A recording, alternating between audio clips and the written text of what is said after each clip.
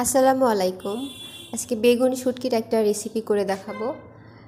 এর জন্য কড়াইয়ে তেল দিয়ে দিলাম, আর এখানে শুটকি মাছটা আগেই গরম পানিতে ফুটিয়ে পরিষ্কার করে এখন সামান্য একটু তেলে ভেজে রেখে দিলাম। এরপরে ওই একই কড়াইয়ে আবার কিছুটা তেল দিয়ে পেঁয়াজ কুচি, রসুন কুচি আর মরিচ দিয়ে কিছুক্ষণ নেড়ে চেড়ে মশলাগুলো একে একে দিয়ে দিব।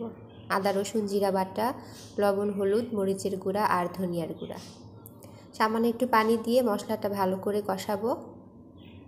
যখন একটু তেল ছাড়তে শুরু করবে আমি শুটকিটা দিয়ে দিব। শুটকি দিয়ে আরও কিছুক্ষণ নেড়ে চেড়ে কষাবো। এরপর আমি কেটে রাখা বেগুনগুলো দিয়ে দিচ্ছি।